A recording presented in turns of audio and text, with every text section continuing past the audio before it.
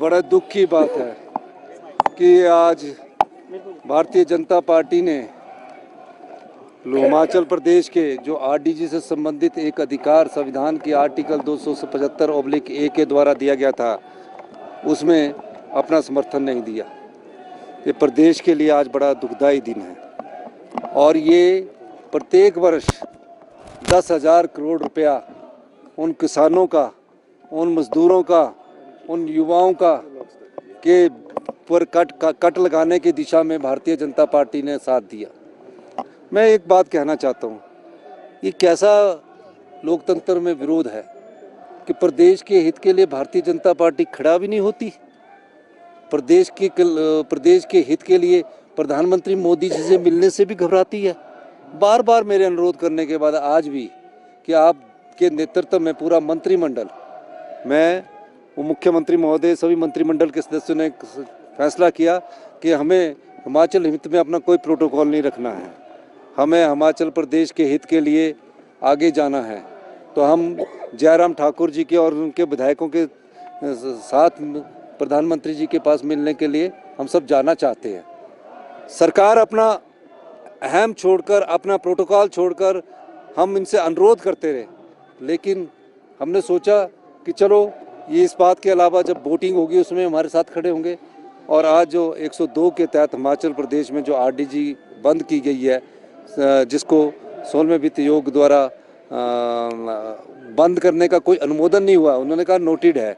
उस संदर्भ में अगर कोई फैसला ले सकते हैं तो देश के प्रधानमंत्री मोदी जी ले सकते हैं। जब हमने इनसे बात कर रहे हैं तो वो पीछे भाग रहे हैं।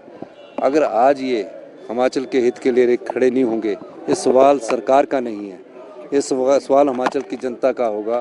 तो आने वाले समय में किस प्रकार भारतीय जनता पार्टी लोगों की, जनता की अदालत में जाएगी और क्या कहेगी कि जब प्रदेश का 10,000 करोड़ प्रत्येक साल का कट रहा था, तो उस समय जब कांग्रेस की सरकार ने प्रस्ताव लाया तो हम उस समय इसके विरोध में खड़े हुए और हमने इनका समर्थन नहीं किया, ये कहेगी।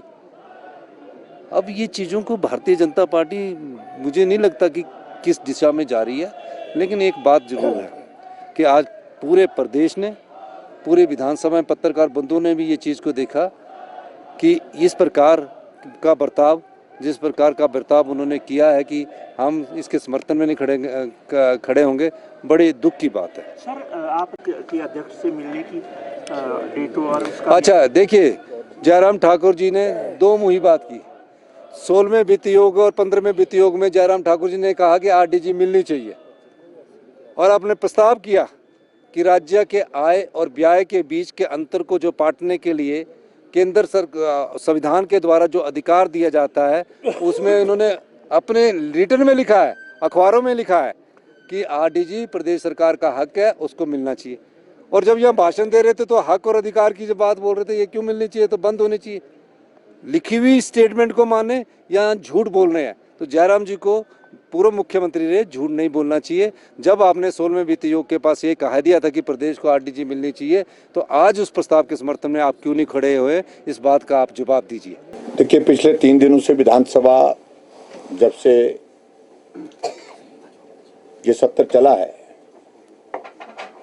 हिमाचल प्रदेश में ये पहली बार हुआ कि राज्यपाल जी के अभिभाषण पर चर्चा न करके नियम 102 के अंतर्गत रेवेन्यू डेफिसिट ग्रांट, जो केंद्र सरकार के बजट में जिसका प्रावधान अब की बार रोका गया है फिलहाल, उस बात पर चर्चा करने के लिए रेजोल्यूशन लाया गया। और उस रेजोल्यूशन में सत्ता पक्ष और विपक्ष के दोनों तरफ से सभी सदस्य प्रमुख रूप से बोले हैं, अधिकांश सदस्य बोले हैं। सत्ता पक्ष की ओर से लगातार जो बात कही जा रही थी वो तथ्य के बिना कही जा रही थी, राजनीतिक मकसद के साथ कही जा रही थी, राजनीतिक भाषा का इस्तेमाल किया जा रहा था। लगातार खैरात नहीं है, ये अधिकार है, ये शब्द एक कोने से दूसरे कोने तक जो है जितने भी सदस्य बोलते रहे।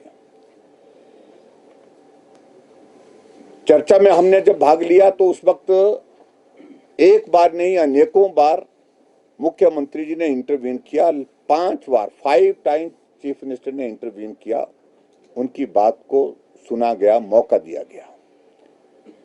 आज जब मुख्यमंत्री जी जवाब दे रहे थे सारी डिस्कशन का, और उस डिस्कशन पर जब हमने चाहा कि जो आंकड़े आप प्रस्तुत कर रहे हैं, जो यहाँ वो आंकड़े जो प्रेजेंटेशन आपके ही फाइनेंस डिपार्टमेंट द्वारा दी गई है, उन आंकड़ों से अलग हो गए।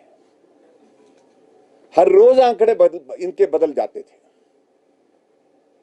अलग अलग मंत्रियों, अलग अलग विधायकों के माध्यम से जो आंकड़े प्रस्तुत किए जाते थे वो तो अलग होते ही होते हैं, लेकिन फाइनेंस डिपार्टमेंट मुख्यमंत्री के पास है और मुख्यमंत्री फाइनेंस डिपार्टमेंट द्वारा दी गई प्रेजेंटेशन के आंकड़ों से हट करके बोल रहे थे, और सिर्फ लक्ष्य सिर्फ भारतीय जनता पार्टी को कोसने का था, केंद्र की सरकार को कोसने का था, और सिर्फ राजनीतिक मकसद की दृष्टि से यहां इस चर्चा को लाने के साथ कि अब ठीकरा भारतीय जनता पार्टी के ऊपर और केंद्र सरकार के ऊपर कैसे फोड़ा जाए, इसकी तैयारी थी।